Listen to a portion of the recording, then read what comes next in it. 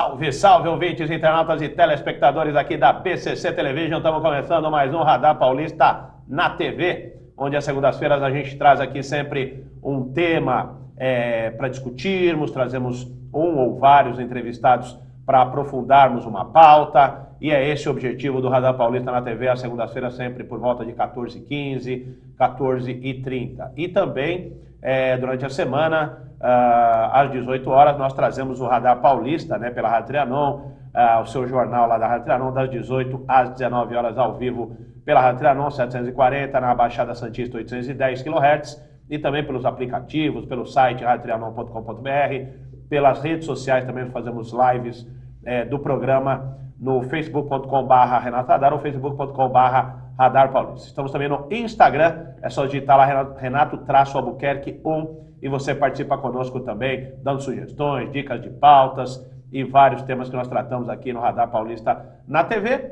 e que nós trazemos aqui na BCC Television, às segundas-feiras, e também o programa é retransmitido por essas plataformas que eu acabei de mencionar. Você participa também por e-mail, radarpaulista@gmail.com. O tema de hoje, já já nós vamos tratar sobre ele, estamos aqui com o nosso convidado. O tema é que o STF já tem maioria para criminalizar a homofobia. A maioria dos ministros do Supremo Tribunal Federal já votou a favor de que a discriminação por orientação sexual e identidade de gênero seja considerada um tipo de racismo. Na prática, isso criminaliza a homofobia no Brasil. Sobre esse assunto, nós vamos conversar com o especialista em Direito e Processo Penal, doutor Yuri Sarrione, que está aqui conosco, e já já nós vamos bater esse papo com ele. Antes, eu tenho aqui os recadinhos dos nossos patrocinadores. Vamos falar do Reserva Cultural, que tem a melhor programação de cinema de São Paulo. Fica na Avenida Paulista 900, no térreo, e lá você tem também um complexo gastronômico muito bacana, um café gostoso, livraria, videoteca, aquele bistrozinho para você fazer aquele almoço de negócios, jantar com a família, com o namorado, com a namorada, enfim, se divertir, e até uma boulangerie, uma pequena padaria lá, daquelas tipicamente francesas, onde você também pode ir lá degustar um cafezinho, um biscoitinho lá especial, feito pela equipe da alimentação lá do Reserva Cultural. Reserva Cultural, como eu disse, a Avenida Paulista no térreo, e a programação do cinema, dos filmes do Reserva, você confere, aí tá o endereço na tela, reservacultural.com.br. Tem também o Mais Espaço e Lazer, o sucesso do seu evento Cara Verde e amplas instalações. Você agenda aquela festa maravilhosa no Mais Espaço e Lazer. Você obtém mais informações no facebook.com/Mais Espaço e Lazer. Tem também o Ateliê Comunicação, a melhor comunicação com o mundo. Mais informações também no facebook.com/Ateliê Comunicação SP. E também a nossa equipe aqui, a BCC Television, onde você produz e divulga seu negócio, a sua empresa, seu serviço, faz o vídeo institucional aqui conosco, faz a sua reportagem, cria, também pode desenvolver um programa voltado à sua área comercial, à sua área negocial. Conversa aqui com a nossa equipe super profissional, tá aí na tela o site, o bcctelevision.com. Tem também o telefone 3641-9876, vai conversar aqui com a Luciana, com a Betânia, com o Verão, com o Bernardo, que é o nosso diretor, enfim, fica à vontade para ligar e dar a sua ideia, a sua sugestão aqui para a equipe da bcctelevision.com.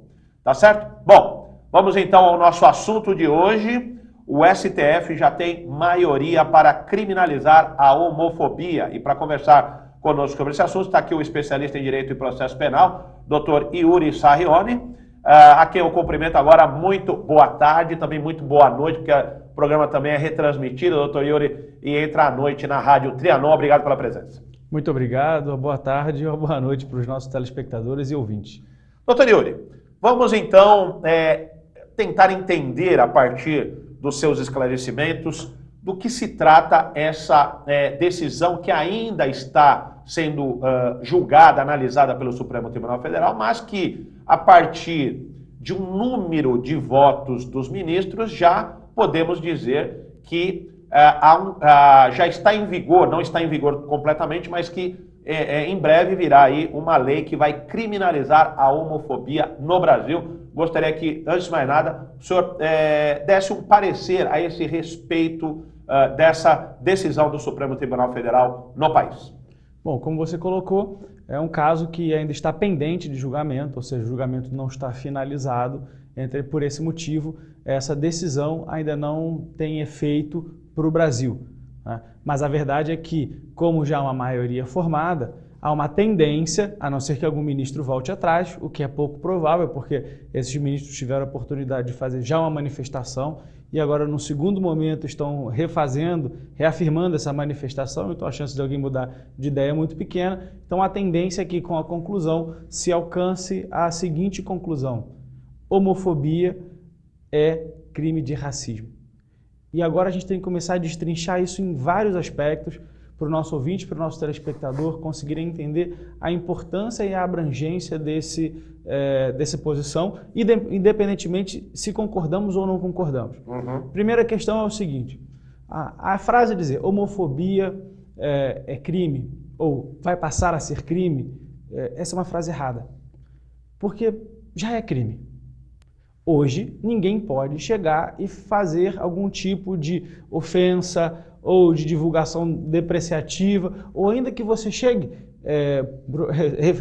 se referindo a uma pessoa que é assumidamente homossexual e comece a dizer, aquela pessoa é homossexual, como forma de criar algum tipo de vergonha, constrangimento alheio, isso por si só já é crime, o crime de difamação.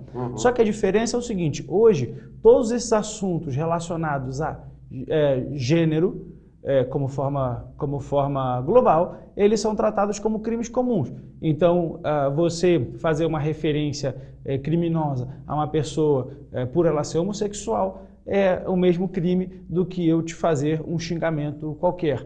Então, não há hoje na legislação nenhum dispositivo que coloque, vamos chamar assim, grupos que de uma certa forma são vulneráveis, a gente vai falar por que eles são vulneráveis, em destaque em termos de proteção, o que já acontece, por exemplo, com idoso, o que já acontece, por exemplo, com deficiente físico, o que acontece, por exemplo, com mulheres, não necessariamente na perspectiva da ofensa, mas relacionados a outro tipo de condutas criminosas, por exemplo, como atos de violência. Não precisa nem mencionar o feminicídio e os aspectos relacionados à Lei Maria da Penha, mas o ponto é que é o seguinte: hoje no Brasil, os homossexuais, quando eu falo homossexual, eu entendo transexuais e todas aquelas pessoas que possam ser agrupadas, porque são muitos subgrupos, a gente gasta muito tempo repetindo todos eles. Então, de fato, não existe nenhum tipo de proteção especial.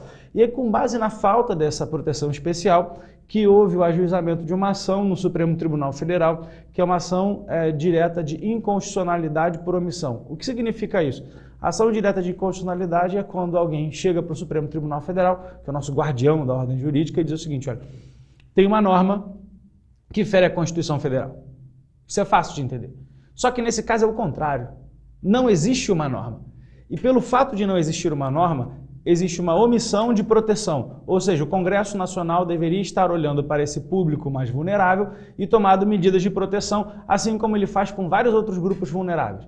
E pelo fato dele não o fazer, isso gera uma omissão que, ao ser reconhecida pelo Supremo como foi, permitiria inclusive que o Estado tivesse que indenizar esses grupos vulneráveis pela falta de proteção. Então, só para a gente desmascarar o primeiro mito que se criou, dizendo assim, agora homofobia é crime. Não, homofobia sempre foi crime. A diferença é que, com a decisão do Supremo, esse tipo de proteção legal, criminal, ela sai de um crime comum, de um crime contra a honra, injúria e difamação, basicamente, e passa a se enquadrar como crime de racismo, e daqui a pouco a gente vai destrinchando mais pedaços desse julgamento. Até porque, doutor Yuri, o senhor mencionou a Constituição, e na Constituição de 88, que é a Constituição vigente no país, ela determina no artigo 3º, inciso aqui, que diz o seguinte, que constituem objetivos fundamentais da República Federativa,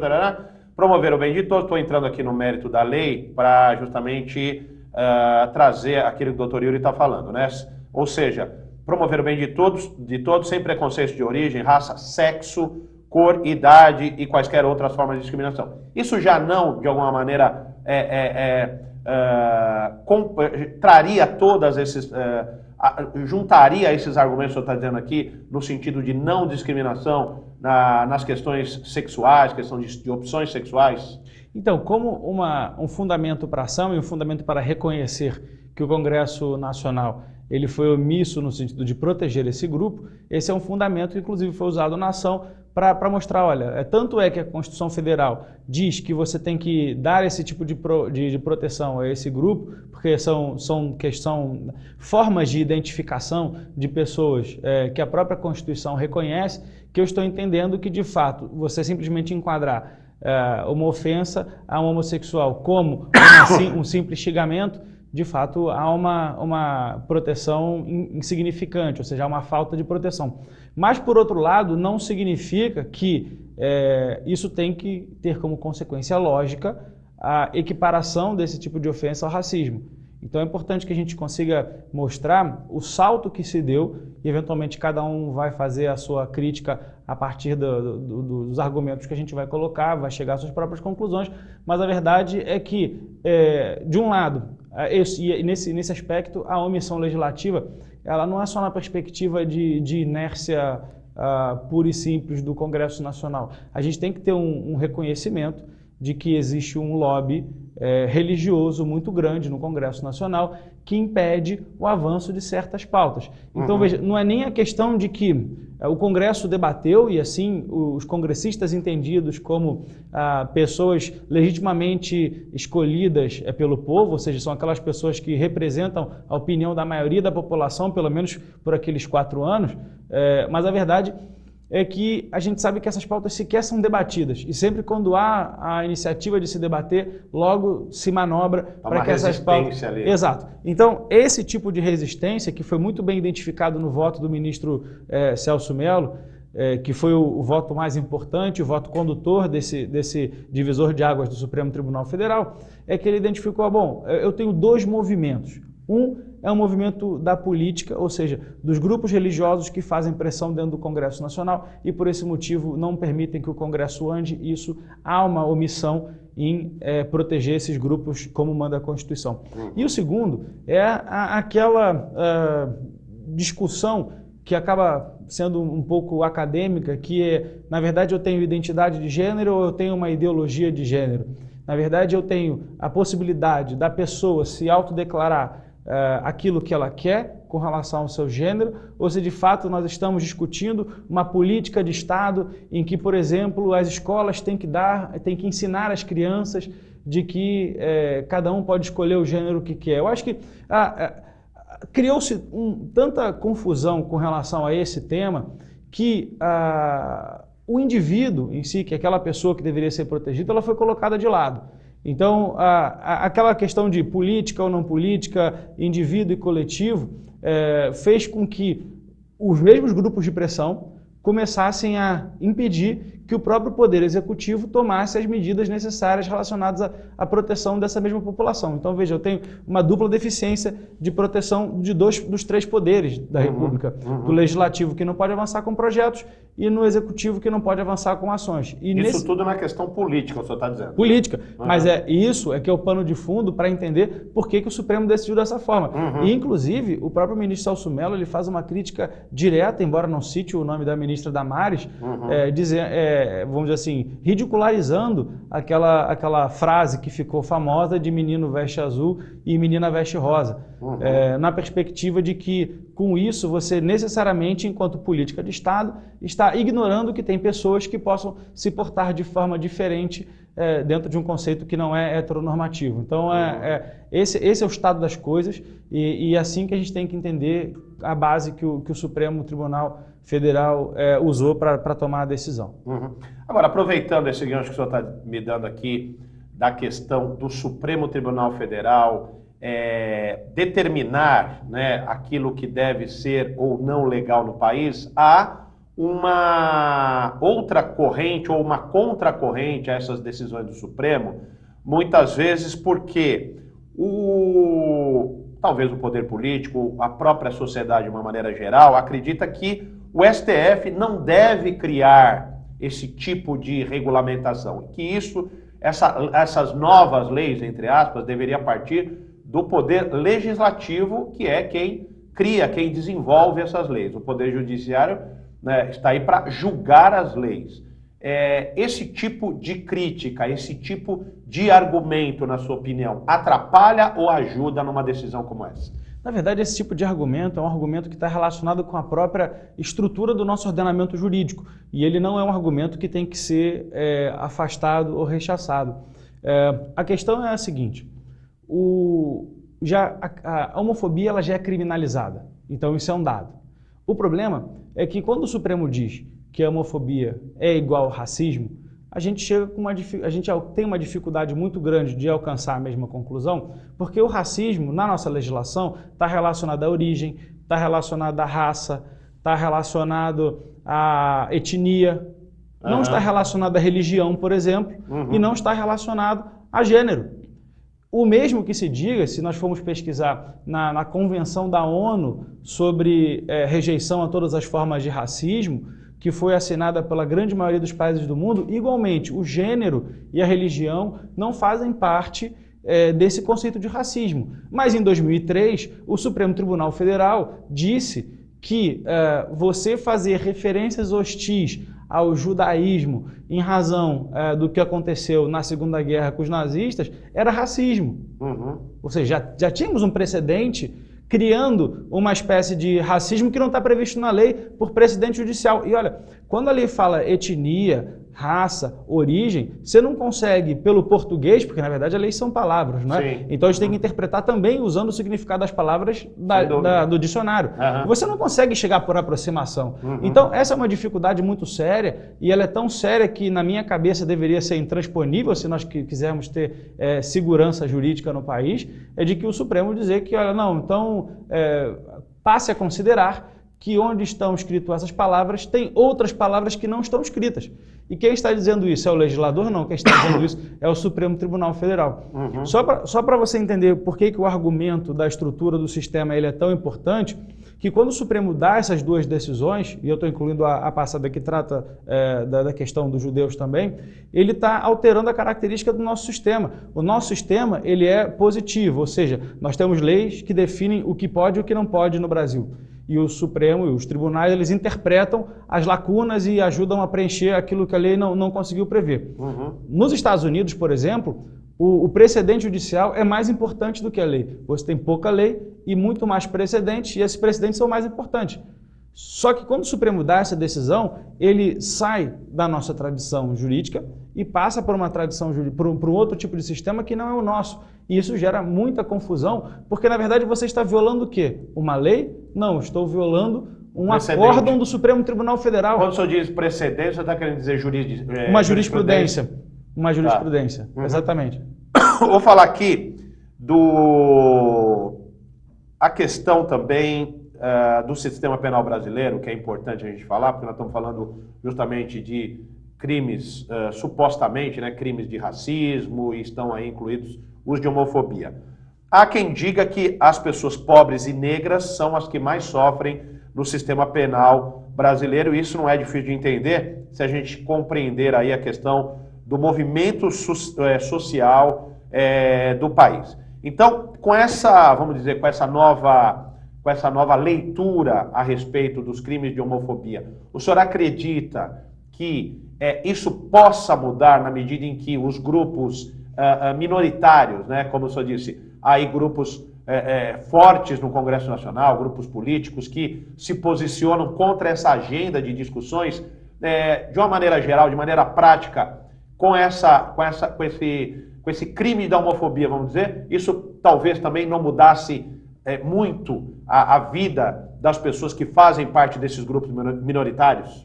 Renato, eu tenho uma visão ampla com relação a esse assunto, que é o seguinte: eu não acho que uma criminalização ou você tornar uma determinada situação um crime mais grave muda comportamento. Pode eventualmente mudar comportamento, mas numa parcela muito pequena da sociedade. Mas o que muda comportamento é mudança de cultura, são políticas de incentivo. Não é porque em 89 tivemos uma lei que criminalizou o racismo que o negro deixou de ser afetado por ações do Estado, por ações de outros grupos, deixou de sofrer preconceito. Ele não deixou de sofrer preconceito porque o racismo virou crime no Brasil.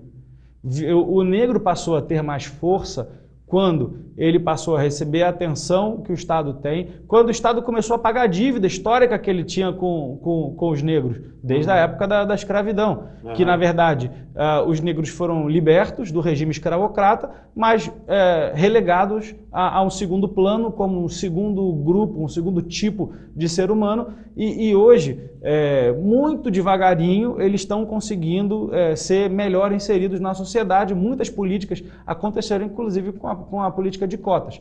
Então, veja, os negros, inclusive, representados pelos seus representantes de movimentos negros, que são super fortes e super atuantes, eles ganharam. Não foi porque aumentou a quantidade de pessoas que foi presa ou condenada por crime de racismo. Eu não estou dizendo que não criminalizar não seja importante. Sim, faz parte do escopo de proteção. E o mesmo se aplica... Mas não é só isso, né? Exato, e o mesmo se aplica no contrário. Então, assim, eu não vou sair de um crime leve que a pessoa eventualmente não vá presa ou não possa fazer um acordo por um crime que é imprescritível, mas as penas são baixinhas também. As penas de racismo, ora são 2 a 5, ora são de 1 a 3, e se não tiver violência ou grave ameaça... Cesta básica lá... Exato. Então, assim, a saída não é a punição criminal. A saída é o seguinte, de fato, na minha casa, eu ensino os meus filhos a tratar as pessoas conforme as suas individualidades. Na escola eu ensino isso, ou na verdade eu só fico criando mais rali dentro de casa. Eu fico criando mais rali dentro da escola. Sem dúvida. É nesse tipo de postura. Então não adianta você ter o judiciário dizendo que vai todo mundo para a cadeia, e eu vou levar um argumento muito extremo. Nos Estados Unidos, que você ainda tem vários estados com pena de morte, você poderia ter uma situação de que se você fosse pego traficando drogas por 3 vezes, você ia para a pena de morte. Ok? Certo. Com isso, você acha que você conseguiu reduzir as estatísticas de traficância de droga? Em absoluto. Em absoluto. Tanto é que a pena de morte hoje é uma solução falida e os próprios estados norte-americanos têm retrocedido com relação à sua aplicação. Então, essa lógica de esticar ao máximo da punição, ela não é suficiente. Por isso... Não é proporcional ao, vamos dizer, uma sociedade melhor. Porque ninguém cresce na base do chicote. Quando tem alguém te dando chicotada, você faz por obrigação, você não faz porque você quer. Só que o fato de você tomar uma chicotada não vai te fazer mudar de cabeça e falar, não, realmente, eu estou apanhando, mas se eu mudar a minha cabeça, ou seja, se eu começar a adotar um pensamento que eu nunca adotei na minha vida, que não é cultural, que na minha casa não é assim, que na minha escola não é assim, que no meu trabalho não é assim, aí tudo bem, eu vou continuar tomando chicotada se eu não fizer isso. Isso é irreal. Por isso que eu acho que esse tipo de solução paliativa, e na minha opinião, enquanto política criminal, a solução do Supremo ela é falha, a gente não vai ter nenhum avanço considerável com relação a isso. Tá certo. Bom, nós vamos continuar esse bate-papo aqui, essa discussão, que com o ouvinte, internauta, telespectador está acompanhando, é bastante profícua, né? Bastante interessante para essa tomada, para esse novo rumo, para essa nova lei que certamente entrará em vigor no país. Mas como nós estamos vendo, a coisa é muito mais profunda do que simplesmente uma lei, né? Como está tratando aqui o Dr. Yuri. E eu te convido a ficar aqui no segundo bloco para a gente continuar tratando desse tema aqui no Radar Paulista na TV. Espera aqui, volto já.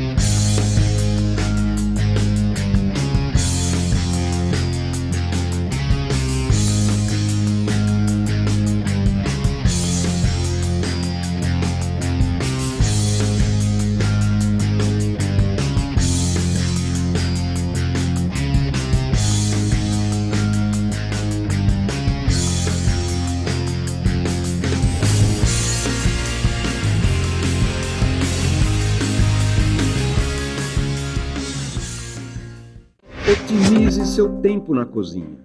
O forno elétrico Lair é um eletrodoméstico prático e eficiente. Ocupa pouco espaço e muito bonito. São diversos tamanhos e modelos que deixam seu assado mais uniforme e saudável, com controle de temperatura e fácil de limpar. Lair, há 78 anos fabricando fornos, fogões e churrasqueiras elétricos e a gás, com muita qualidade e beleza.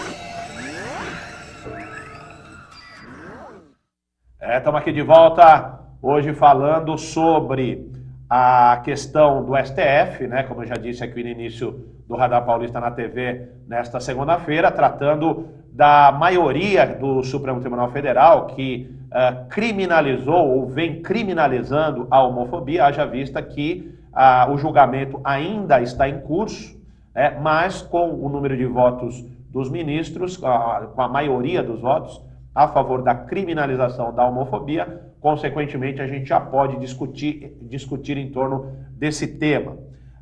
Agora, eu pergunto aqui para o doutor Yuri Sarrione, que está aqui conosco hoje, nos ajudando a esclarecer algumas questões. Doutor Yuri, como que a gente pode interpretar um crime de homofobia? O senhor disse aí de algumas questões onde haveria aquela, vamos falar aqui o português claro, uma tiração de sarro, uma zombaria em torno, vamos dizer, de uma opção sexual de uma determinada pessoa, seja ela homem ou mulher, enfim. Essa é a definição básica de um crime de homofobia do ponto de vista legal? Então, na verdade, a decisão do Supremo trouxe um outro complicador com relação a esse assunto, porque, de uma forma geral, então agora a gente tem que passar por um outro tipo de distinção, que é a distinção entre o crime de injúria e o do crime de racismo, que não são a mesma coisa. Isso é muito claro quando a gente acaba discutindo a questão, até que já houve com pessoas famosas que fizeram menções a certas populações. No crime de injúria, você tem efetivamente uma relação direta, ou seja, eu tenho um interlocutor e a minha ofensa ela é direcionada a uma pessoa de forma específica. Quando a minha ofensa ela é feita de forma indistinta, de forma generalizada para toda uma população, um grupo de forma indeterminada, aí eu tenho um racismo. Tá. Então, de uma certa forma, a gente tem, por um lado, na perspectiva de ofensas, né? Depois eu vou Sim. mostrar como o racismo se materializa em outras ofensas. Na perspectiva das ofensas, então a gente continua tendo a injúria e a difamação naquela relação interpessoal, Certo. mas eu tenho quando as ofensas forem destinadas a um grupo, por exemplo, como teve o presidente que se referiu aos quilombolas, dizendo que o mais leve pesava 5 arrobas, indicando que aqueles quilombolas seriam assemelhados ao gado. Foi um caso que, inclusive, gerou uma ação penal contra o presidente no Supremo Tribunal Federal. Esse tipo de referência indica o que pode ser, ou pelo menos como se conforma, um crime de racismo na perspectiva da ofensa. Mas eu convido até o ouvinte e o telespectador a ler a lei de crime de racismo, porque ali vão ter várias situações que talvez, na época que ela foi criada, em 89, ela fizesse algum sentido, como, por exemplo, você ser impedido de acessar um serviço público, você ser impedido de entrar num prédio. Lembra aquele aviso que tem nos elevadores, dizendo... esse aviso, ele vem a partir de uma situação que foi criminalizada na lei de racismo. Então, aquele é um crime de racismo, que as pessoas conseguiam, enfim, na prática, discriminavam negros, né? Os negros só poderiam entrar pelo elevador de serviço e os brancos entrariam pelo social. Na verdade, agora mesmo vai se aplicar para um homossexual ou por um transgênero, e todos aqueles outros que estiverem dentro desse mesmo grupo de proteção. Sim. Então, na prática, a lei de racismo, ela vai criminalizar questões que acontecem no dia a dia. Isso, você ser impedido de entrar num prédio, no elevador, acessar um serviço público, ou ser discriminado dentro de um contexto, assim, de uma atuação de um grupo em que um grupo pode fazer e outro não pode. São muito mais coisas do dia a dia, mas usualmente a gente só acaba percebendo isso na perspectiva da ofensa, que é o que talvez seja mais comum dentro da nossa realidade. Agora, vamos pegar o outro lado, né? Quer dizer, estamos falando aqui da possibilidade que as pessoas têm, ao se sentirem aí ofendidas, injuriadas e tal, entrarem com ações como o senhor acabou de dizer. Agora, e aqueles que são favoráveis a esse posicionamento de serem contrários aos homossexuais, aos transgêneros, enfim, em que posição ficam essas pessoas hoje que, de alguma maneira, seja por motivações religiosas, políticas ou outras, podem também se valer do seu direito de liberdade de expressão e de pensamento ao mencionarem que não gostam desse tipo de opção sexual, por exemplo? Então, esse é um problema, porque, na verdade, quando você eleva certo tipo de questão ao nível de racismo, e a gente tem que entender que o racismo ele é incluído na Constituição Federal como um crime hediondo, não é? Ou seja, o legislador, quando ele analisou e construiu a Constituição Cidadã, ele entendeu que o racismo ele é tão grave que ele é motivo de abjeção pela sociedade. Esse tipo de discurso, ainda que com a justificativa religiosa ou outro tipo de justificativa filosófica, ele passa a ser um discurso contrário à lei.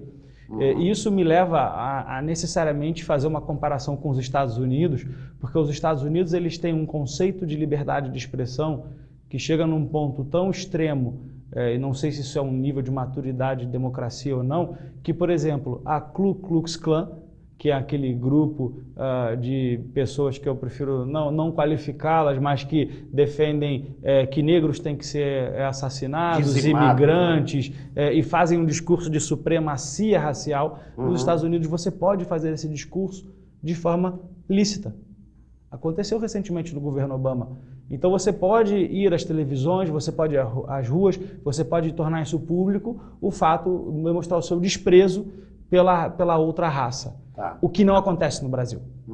Então, no Brasil, não há espaço, e agora a partir do momento em que a homofobia foi equiparada ao crime de racismo, ou seja, eu não estou numa situação de ofensa pessoal, eu estou expressando uma ideia global. E se é uma ideia que inferioriza um grupo de proteção, se inferioriza a uma outra etnia, se inferioriza a uma outra raça, agora entendendo que a religião no judaísmo está relacionada a isso, assim como os homossexuais e os trans, a gente está efetivamente considerando que eventualmente essas pessoas, ainda que estejam num momento de pregação, num ambiente fechado, expressando uma profecia, eles podem estar incorrendo em crime de racismo.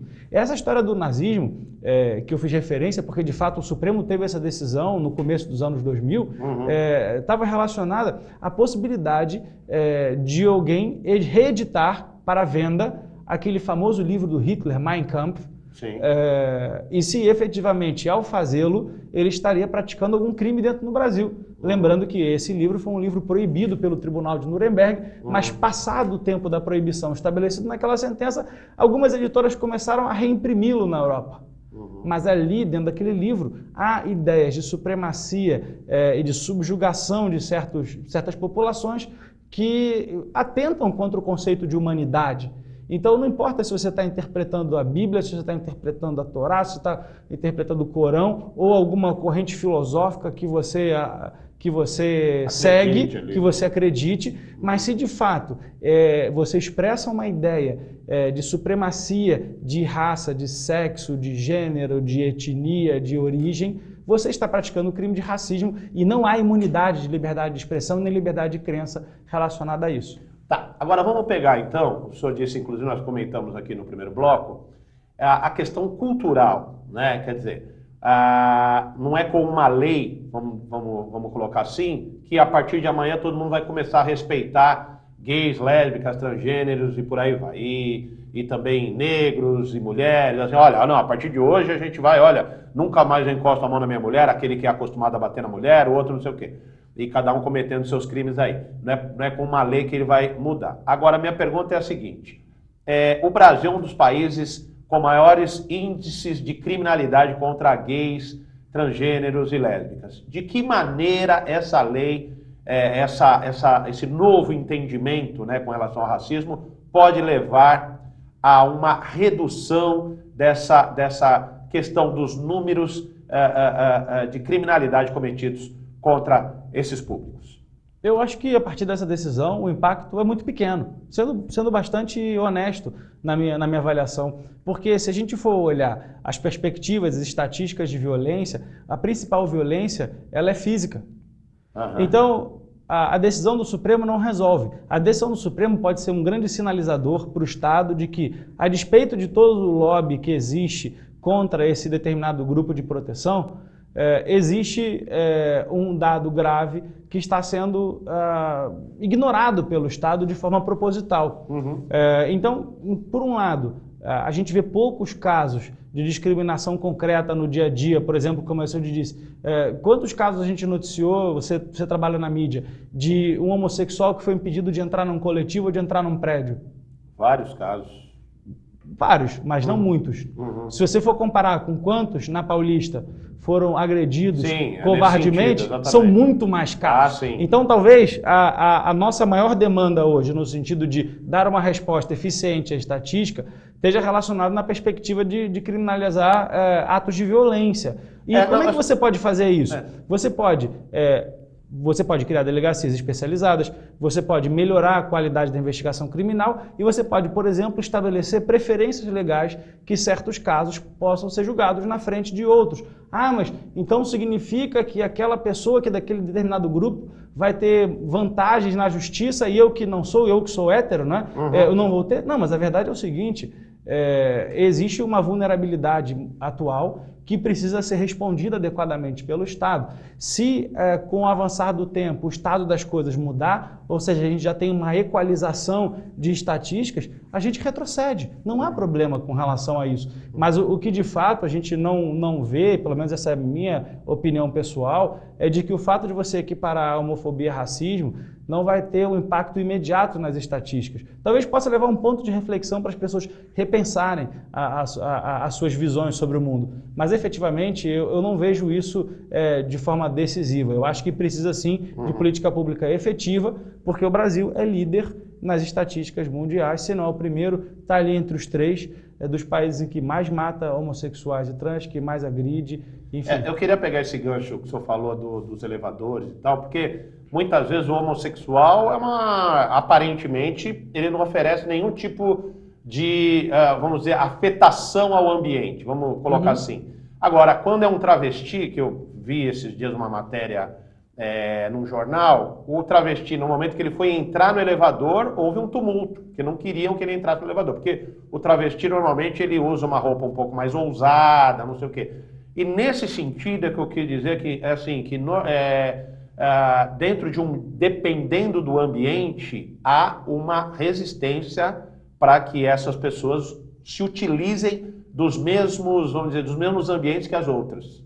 Para você ver como é que são as coisas, né? Mas no carnaval você pode se fantasiar de mulher. Uhum. Os nossos filhos podem pintar o cabelo de rosa, azul, verde. No Nordeste tinha uma época que eu vi que raspava a sobrancelha quando passava no vestibular. Você pode ter piercing, tatuar o corpo inteiro.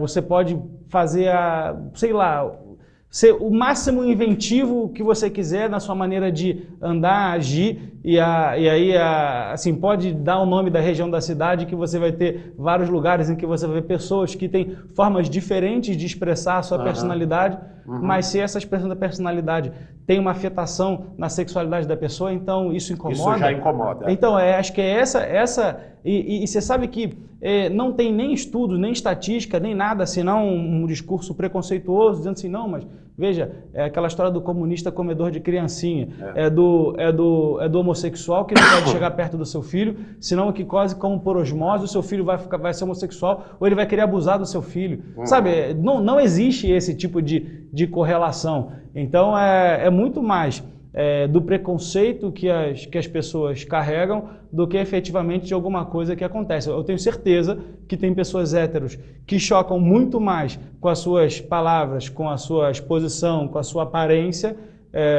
Um caso clássico que foi proibido pela justiça, aquele famoso homem sanduíche, que é aquele sujeito que ficava no sinal com um cartaz na frente, outro nas costas, oferecendo. Aquilo foi considerado indigno pela justiça por expor a pessoa a certos tipos de tratamento degradante. E ninguém ficou chocado com isso. Precisou de muito tempo para a justiça dizer que aquilo é uma indignidade.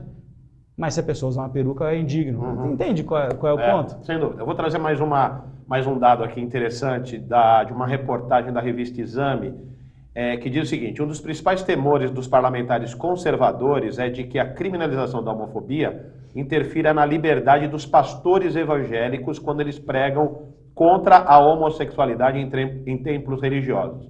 Como é que fica agora essa pregação com essa nova lei? Vão ter problemas.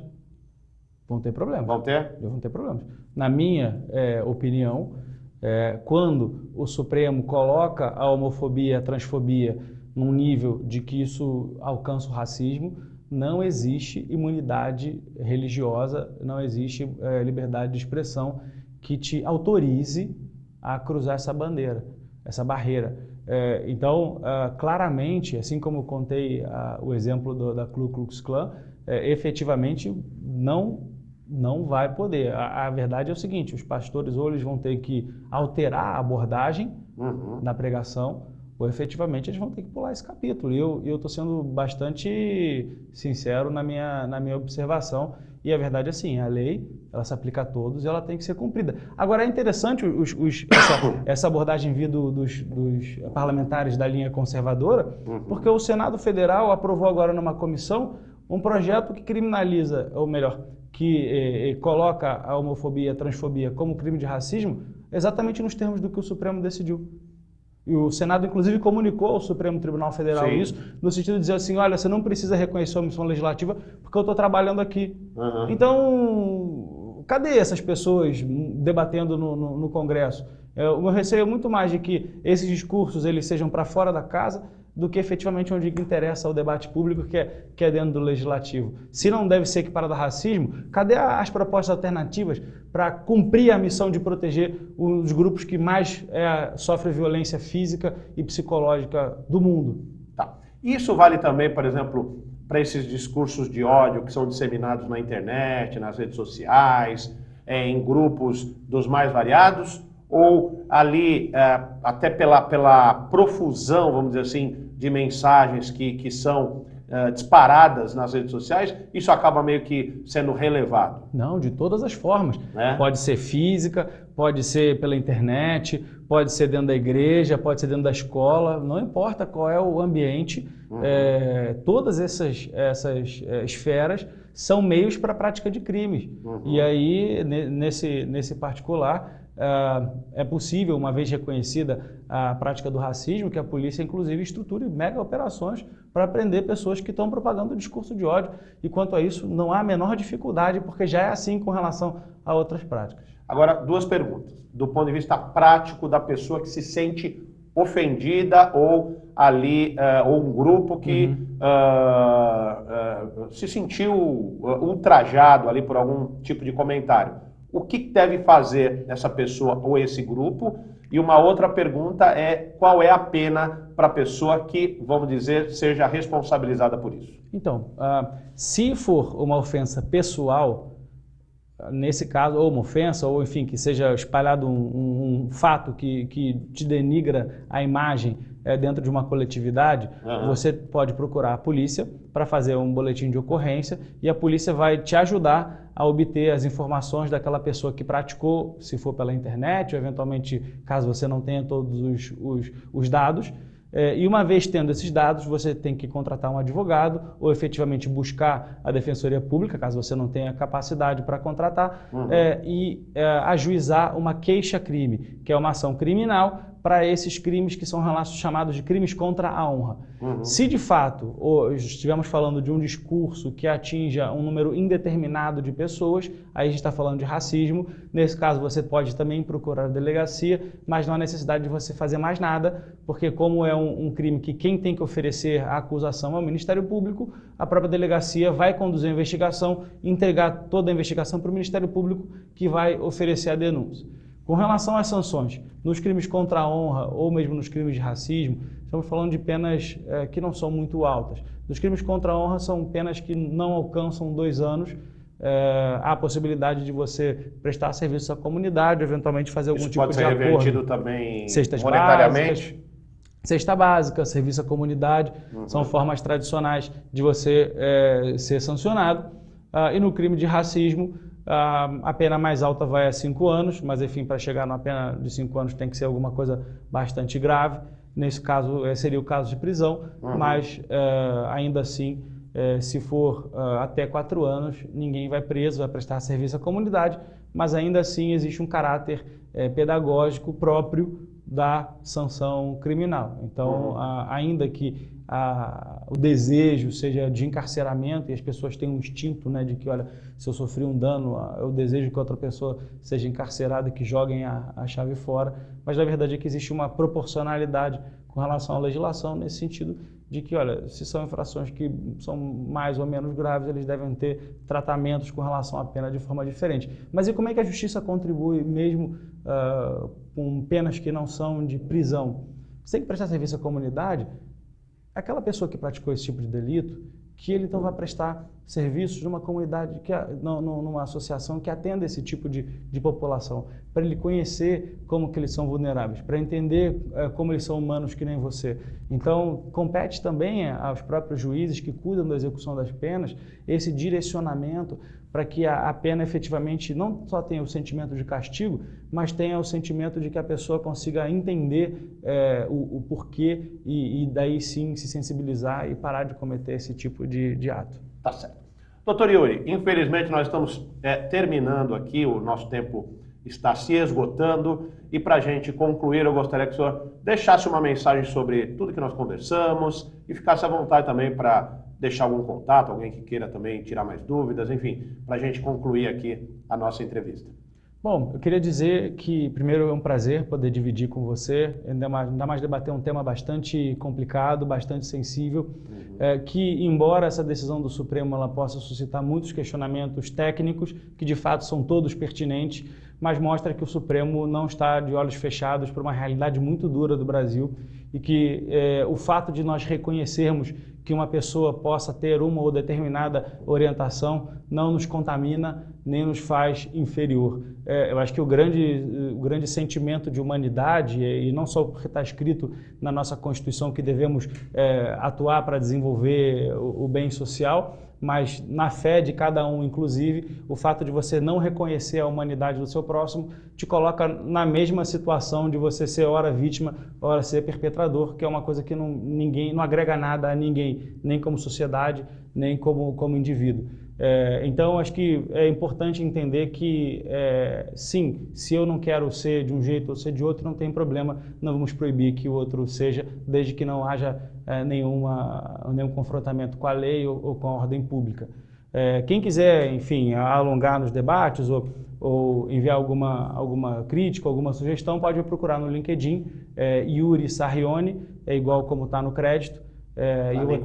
E eu vou ter o maior prazer em responder, enfim, e agradeço mais uma vez e me coloco à disposição para outros debates. Sem dúvida nenhuma, a gente que agradece demais a sua presença aqui e que, sem dúvida, nos trouxe aí um olhar diferenciado, um olhar amplo a respeito desse tema, como diz o doutor Yuri, que é um tema bastante espinhoso, é um tema polêmico, mas que a gente precisa discutir porque está no âmago da sociedade e nós não podemos fechar os olhos para as questões que nos envolvem, tá certo? Agradeço demais a sua audiência também, como sempre, aqui na BCC Television. Conto com a sua audiência todos os dias na Rádio Trianon com o Radar Paulista. Uma excelente semana a todos e até semana que vem, novamente com o Radar Paulista na TV.